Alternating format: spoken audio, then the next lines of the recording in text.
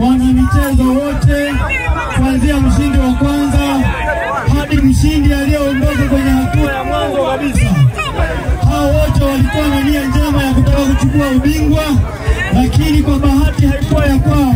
Leo hii Kiombele FC ameibuka kuwa mshindi na Kijiweni FC ameibuka kuwa mshindi namba 2. Kwa hiyo nataka nitumie nafasi hii kuwapongeza nyinyi nyote ambao mmeshiriki hapa. Naomba nitumie nafasi hii kwanza kumshukuru Mwenyezi Mungu mwingi wa rehema aliyetupa kibali cha siku ya leo kuwa na fainali hii muhimu sana. Baada ya kusema hayo machache, niwashukuru sana kamati ya usimamizi wa ligi Ushirika Cup. Sawa, wamefanya kazi kwa nafasi yao mpaka hii siku ya leo. Tunaelewana? Unaweza kuwa na hela lakini ukashindwa kuwapa watu wa kusimamia ligi, lakini nawashukuru kwa moyo wao. Natambua wadau muhimu sana ambao wamenisapoti tangu ligi inaanza mpaka hii siku ya leo, ambao walikuwa pamoja na mimi. Naomba nimkaribishe mwakilishi kutoka kampuni ya City Coffee ambao waliona ni jukumu muhimu ambao lipo mbele yangu, wakaamua kunisapoti kwa kunizawadia kombe pamoja na medali. Naomba waje hapa ili watoe salamu. Asante sana. Shirika safi? Safi! Michezo safi? Safi! Michezo ni ndugu, sio? Michezo ni ushirikiano. Kwa nadhani hii ni mwanzo tu. Mbele yetu tutafanya mengi zaidi. Kiombero.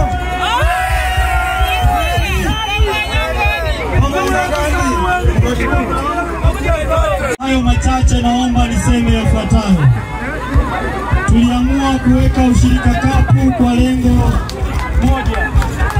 Lengo la kuweka Ushirika Cup ni kuhamasisha vijana tuendelee kupambana na shughuli ya kilimo, tulime kwa tija na tuendelee kupeleka mazao yetu kwenye vyama vya msingi ili tuweze kupata masoko ya pamoja na pembejeo za pamoja.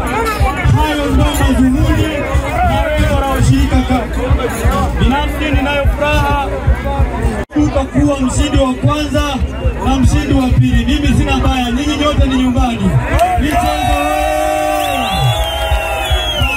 hayo machache, naomba nitumie nafasi hii kumkaribisha mgeni rasmi ambaye ni msimamizi wa vyama vya ushirika mkoa mzima, ambaye anajulikana ni mrajisi wa vyama vya ushirika mkoa wa Songwe.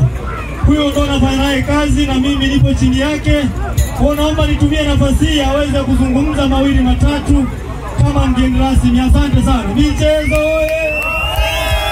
Michezo safi! Michezo safi! Ushirika safi!